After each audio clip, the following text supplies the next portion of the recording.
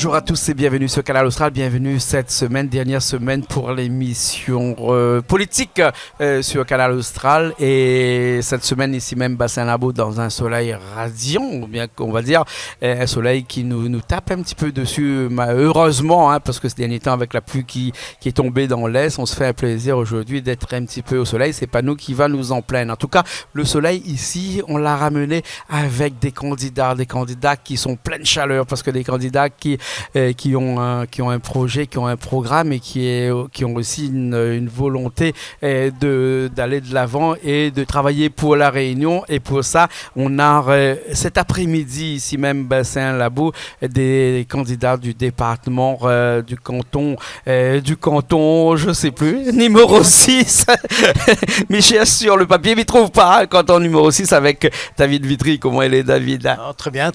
Voilà, qui ça a dit, la pluie tombe tout le temps dans l'Est. Qui ça a dit, regarde comment nous l'avons ensoleillé là, on n'est pas tout seul parce qu'on a Adélaïde Servo aussi avec nous. Bonjour. Adélaïde, David, nous tutoie, nous ici sur Canal Austral, parce qu'il paraît que Canal Austral, c'est la chaîne de télé un petit peu plus libre. Donc, nous peut parler de tout, donc après, entre nous aussi. Donc, moi, c'est Jean-Claude, je t'y connais. Voilà. Donc, on a décidé de partir dans le départemental avec un souhait, c'est d'aider les autres, puisque le département, c'est du social avant tout. Adélaïde, quoi la motive pour aller dans ces élections-là? Déjà, avant tout, je suis conseillère municipale au sein de la nouvelle majorité de Saint-André. C'est un désir de vouloir faire avancer ma ville. Et maintenant, moi je suis conseillère municipale rattachée sur le secteur de Bras-des-Chevrettes et j'aide aussi sur Dioré. Donc c'est quand on voit tous ces quartiers éloignés, on va dire excentrés, qui ont besoin. Donc c'est ce besoin, c'est cette population qui nous demande. Donc on y va, on va au combat et voilà, on y va. Donc la politique, c'est quelque chose que vous connaissez alors? Non, pas du tout. Pas du tout. Non, pas du tout. En fait, je suis comme tout le monde derrière la caméra, je regarde, j'observe et à un moment donné, on se dit, non, il faut qu'on apporte notre voix, il faut qu'on apporte notre force, notre conviction. Donc on y va. Et un matin, j'ai rencontré Monsieur Bédier et je me suis dit, allez, on y va. Pour ma ville, pour les Saint-Andréens, les Saint-Andréennes, on y va, on va au combat. Il faut dire que vous êtes soutenu par Monsieur Joël Bédier, donc qui est le maire de Saint-André, par Jean-Hugues Grattenon aussi. C'est ça. Et puis après, surtout, par Guette Bello. Oui. Voilà. Et David, où les d'art politique depuis longtemps, non? Alors, on va parler un petit peu sur ce que j'ai entendu moi. Oui. La politique n'est pas dans tout. Oui. La politique n'est pas à tout. Et pas à tout. Et donc, tout est politique. Tout est politique. Et en fait, moi, on a commencé à militer depuis en tant qu'étudiant. D'accord, en tant que président d'association étudiante. Et c'est parti depuis là. Et j'ai jamais quitté le milieu du militantisme depuis. Ouais. Voilà, donc sans être directement ce qu'on appelle le politique, c'est quand on se présente à une élection. Mais aujourd'hui, il faut se dire aux gens que toutes les actions que l'on entreprend un petit peu, tout ce que l'on fait dans la vie pour aider l'autre, pour aider à faire avancer la vie de tous les jours de l'homme, c'est politique. Et donc, si c'est ça, oui, je suis politique depuis longtemps. Voilà, mais la politique ne veut pas... On parle toujours de politique politicienne, ou les bien au-delà de ça quand même, David, d'entre nous. Si vous décidez de partir au départemental, c'est parce que le département, c'est quand même le chef de file de l'action sociale, et le social, c'est vraiment quelque chose qui est important, non? Alors, le social, c'est quelque chose qui est très important, qui est la mission première bien sûr du département. Plus de 50%, si on additionne la petite enfance, l'insertion, et puis après le soutien à l'autonomie de tous les âges de vie. Voilà, donc c'est plus de 50%. Mais pour moi, le département, avant tout, c'est ce qui est plus proche de la population. Parce que quand on parle de social, c'est qu'on parle vraiment de l'aide à la personne, de l'aide à l'humain et de rechercher comment améliorer le cadre de vie des personnes. Quand on parle des personnes, on parle aussi bien de la jeunesse que de nos aînés. Et il ne faut pas oublier depuis la naissance jusqu'à la mort. De la naissance jusqu'à la mort, j'allais dire, il ne faut pas oublier ce qu'il y a au milieu, c'est-à-dire aussi la vie quotidienne des gens. Bien sûr. Voilà. Donc, pour moi, c'est pour ça que c'était important de venir sur ces départementales. Voilà. Et quand on parle de toutes ces personnes depuis la naissance jusqu'à la mort, il y a des fois des petits coups de connu, comme on dirait en bon créole, dans la vie, dans lequel un accident est vite arrivé. On peut retrouver un fauteuil roulant, par exemple, pour retrouver un handicapé particulier, par exemple. Et tout ça aussi, c'est le domaine de compétences et du développement. Est-ce que tu penses que pour ce qu'on appelle les PME, les personnes à mobilité réduite, ou bien sinon les personnes, parce qu'il n'y a pas que les personnes en fauteuil roulant, il y a aussi les gens qui sont un petit peu malvoyants, qui sont insuffisance respiratoire, enfin tous ces gens qui portent un handicap, là, hein, toutes ces personnes-là ont droit à des soins, à des besoins. Et ces besoins-là sont de la compétence du département. Je pense qu'il y a des choses qui ont été faites et d'autres qui manquent. Il y en a qui ont été faites, oui, mais il y en a toujours qui doivent être complétées. Donc on doit faire un bilan, on doit se poser, on doit voir où sont les manques et on doit agir. Donc oui, effectivement, les personnes qui sont malvoyantes, qui sont malentendantes, qui ont des difficultés à se déplacer, on doit tous retrouver notre dignité humaine. Donc un jour ou l'autre, on peut avoir un souci. Et si on est confronté à une administration qui ne peut pas nous aider dans un lieu public ou autre, ben, on est quoi ? On n'est pas plus, on n'est pas moins. On doit pouvoir tous avoir droit au même. L'administration du département actuellement est très lourde. Pardon ? L'administration du département actuellement est très lourde pour ces personnes-là. Des fois, il faut attendre trop longtemps. Bah encore, il y avait un reportage il n'y a pas longtemps sur France Info où justement vous aviez tu avais deux petits jeunes de 13 ans, des cousins, atteints de myopathie, il me semble, en fauteuil roulant, où les mamans sont en train de se battre pour obtenir un véhicule pour qu'ils puissent sortir et avoir une vie comme tout le monde. Monsieur le maire qui nous dit au revoir parce qu'il doit partir. Une vie comme tout le monde. Bédier. Donc, de nos jours, un gamin qui est confronté seulement à son lit, son fauteuil, à sa maison et au cabinet médical, il a droit à avoir une vie, il a droit de sortir. Donc, je pense qu'au lieu de mettre une cagnotte Litchi, je pense que le département devrait mettre un petit peu le nez dans tous ces soucis et aider les personnes, aider les adultes ou même les enfants à avoir une vie. Tout simplement, on veut vivre comme tout le monde. Bien sûr, mais peut-être que parce que ces gens-là n'ont pas eu l'occasion de faire véhiculer l'information jusqu'au département, pensez qu'il faut des sentinelles qui sont mis en place pour faire en sorte de remonter l'information plus rapidement. Si ça fonctionne pas, ça veut dire que l'information n'a pas été remontée, ou bien sinon que le besoin financier ne suit pas, ou sinon que les gens ne font délibérément pas ce qu'il faut pour faire en sorte que ces problèmes-là soient résolus. Alors, je dirais qu'aujourd'hui, il y a deux problèmes qui confrontent ces personnes-là. Le premier, c'est le temps de traitement des dossiers qui est souvent très long. Quand on rencontre, nous, les gens sur le territoire, ils nous disent, oui, effectivement, l'aide arrive, mais avec 3 mois de retard. Le besoin, il est là, il est immédiat. Et l'argent, il y en a les aides existent, hein. On peut dire qu'aujourd'hui dans le département il y a des choses qui ont été faites. Un demi-milliard pour le social. Voilà, donc là-dessus c'est le temps de traitement, premièrement, des dossiers qui posent problème. Le deuxième problème qui se pose aujourd'hui, c'est la connaissance des personnes, puisqu'on a souvent des textes qui changent, on a des lois qui changent, donc les gens ne sont pas au fait. Et on est passé au tout informatique, on va dire maintenant, un numéro d'appel, tout ça. Sauf qu'on a oublié que certaines personnes ne sont pas à l'aise ni avec l'informatique et ont besoin d'un interlocuteur direct. Quand on a une personne qui est isolée, qui a déjà ses problèmes, qui est confrontée à un problème immédiat, elle a besoin d'avoir quelqu'un en face d'elle pour discuter. Déjà, la discussion apporte beaucoup. Et ça, de moins en moins, on en a. C'est pour ça que sur le territoire, nous, ce qui nous semblerait opportun, c'est d'avoir ce qu'on appellerait une navette qui passe connectée avec un ordinateur à l'intérieur pour aider les gens à remplir leur papier. Donc, ne pas faire en sorte de ramener les gens vers... mon micro il fonctionne un petit peu difficilement cet après-midi, mais ne pas ramener les gens vers un centre pour les aider, mais c'est d'aller directement chez eux vers un véhicule équipé avec tous les moyens informatiques à l'intérieur pour pouvoir faire remplir leurs fiches tout de suite, etc. On sait que depuis quelques temps, tout se fait de façon informatique. Et nos vieux de la Réunion ne peuvent se permettre aujourd'hui de descendre en ville et d'aller trouver quelqu'un pour remplir leurs fiches d'impôt, pour remplir leurs fiches de sécurité sociale et tout ça. Déjà, il faut pouvoir se déplacer. Quand on est dans les Hauts et qu'on a un souci, je parle du siècle de Salazie, de Bellevue, quand on est à Bras-des-Chevrettes, se déplacer, c'est pas évident. Puisque à l'heure actuelle, les bus, c'est pas toutes les heures. Quand on est en difficulté, c'est qu'on n'a pas une grosse voiture devant chez soi, déjà, clairement. Ensuite, il y a aussi la difficulté parce que on a l'esprit réunionnais et aller exposer son problème à l'intérieur d'un bureau devant tout le monde, c'est quand même chacun a sa dignité. Voilà, c'est plus facile à la personne de pouvoir discuter sur on va dire dans son salon. Elle est dans son salon, quelqu'un vient. Voilà, c'est quand même plus facile. Elle a des renseignements directement et c'est plus simple. Et Bien ça sûr. aujourd'hui, eh ben, ça a disparu parce que le contact humain est remplacé par le contact d'une machine, d'un centre d'appel qu'on ne sait même pas s'il est à La Réunion parce que des fois c'est délocalisé et ça pose problème aujourd'hui. Bien sûr, ça c'est d'une façon ponctuelle, mais d'une façon plus générale. Et l'aide sociale au département est quand même assez bien, paraît-il. Je ne vais pas me faire l'avocat du diable, hein, David, Adélaïde, mais on a eu les chiffres dernièrement. C'est la seule collectivité qui n'a pas, qui n'est pas en déficit, hein, qui n'a pas un bilan négatif. Ça veut dire qu'il y a eu de l'argent qui a été utilisé et qui en reste aussi jusqu'à la fin du bilan. Ça veut dire que si c'est un dysfonctionnement, ça veut dire que c'est dans le service lui-même qu'il y a un dysfonctionnement. C'est-à-dire que les gens qui vont chez les gens pour mener cette action sociale-là, où il faut revoir. Aujourd'hui, on est dans l'optimisation des services. Alors, quand on me dit qu'il reste des fonds, effectivement, et que En tout cas, c'est pas en déficit. Hein. Voilà, la Cour des comptes n'a rien dit au niveau du département. Hein. Voilà, on met toujours en avant les chiffres, on met toujours en avant les statistiques.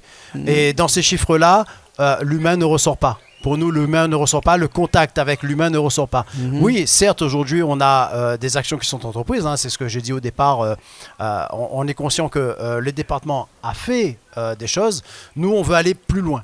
On veut aller plus loin aujourd'hui, c'est-à-dire que ne pas oublier que dans l'Est, avec le nombre de personnes âgées, avec la courbe de l'âge qui monte, eh bien, aujourd'hui, il y a à prendre ça en compte.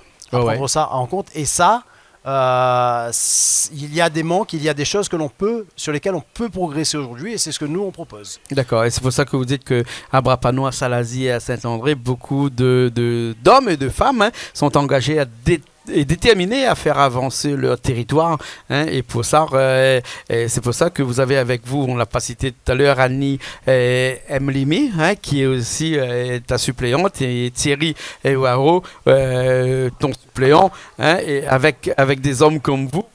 Faire avancer le territoire de Brapano, Salazie et Saint-André, hein, avancer socialement bien entendu. Mais les domaines de compétences du département ne s'arrêtent pas seulement là, ils sont aussi dans tout ce qui est investissement. On va parler des routes parce que y a énormément de routes départementales dans ces petites communes, parce que Brapano, Salazie, Saint-André un petit peu moins, mais c'est des petites communes, hein, de ces petites communes, il y a énormément de routes départementales. Ces routes-là aussi ont des petits soucis où il faut vraiment faire quelque chose, parce qu'il ne faut pas oublier que les routes, c'est quand même 5% du budget du département, 1,160 milliard d'euros, avec aux alentours de 50 millions à 60 millions d'euros qui est réservé aux routes départementales. Il y a encore beaucoup de choses à faire.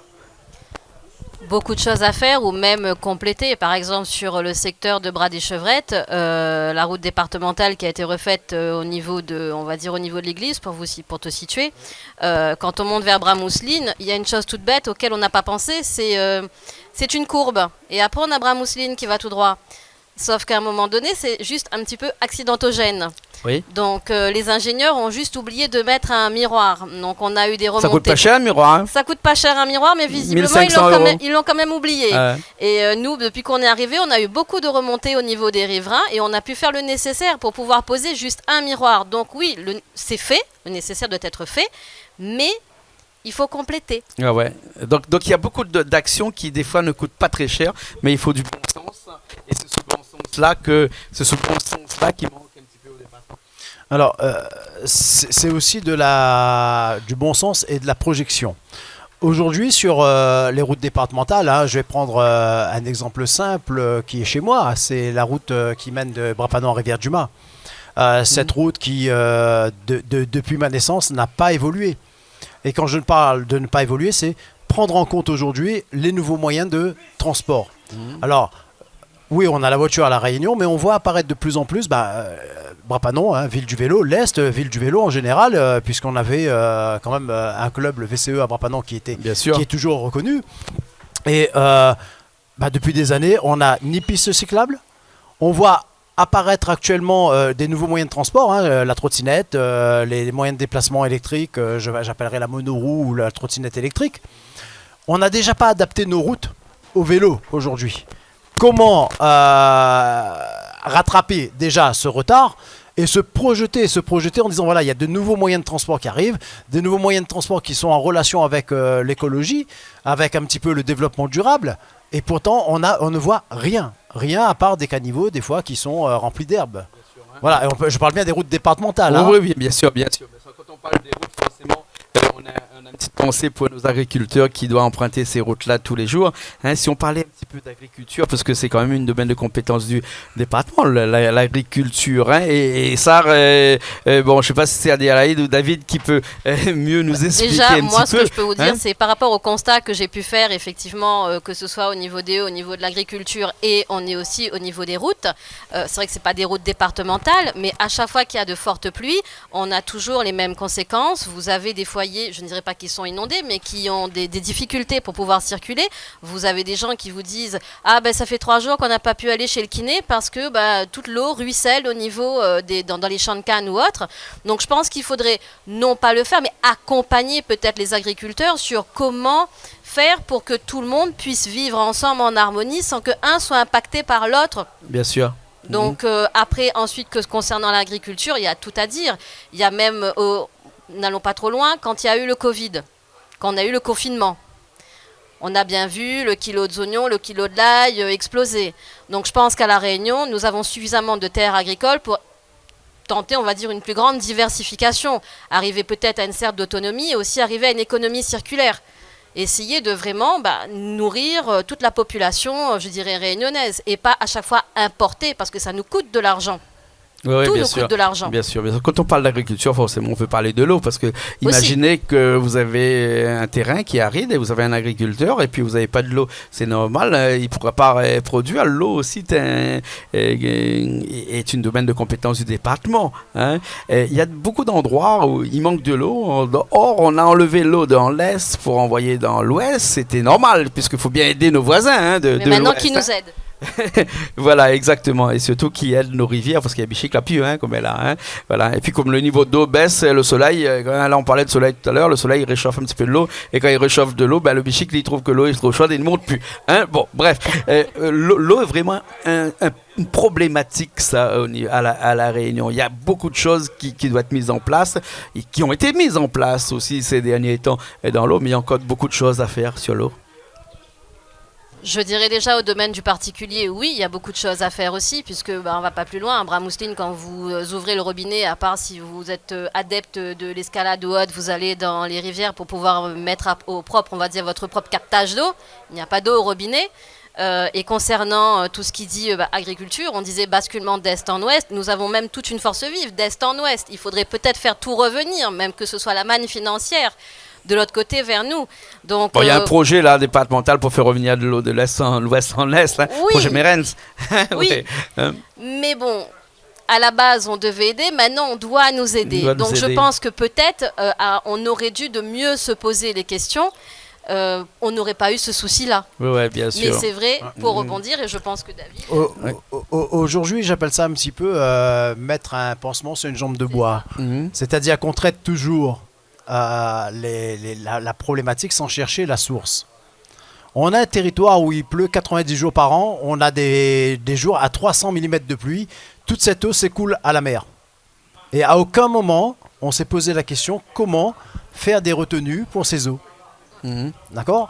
Si on parle bien de la différence entre l'eau du robinet, puisque là c'est de l'eau traitée, de l'eau potable, donc effectivement il y a un traitement particulier, des usines de traitement, ça on a réussi à mettre en œuvre. Aujourd'hui on a des agriculteurs qui, quand il pleut trop, eh bien l'eau détruit toute leur culture, quand il pleut pas assez, ils sont embêtés.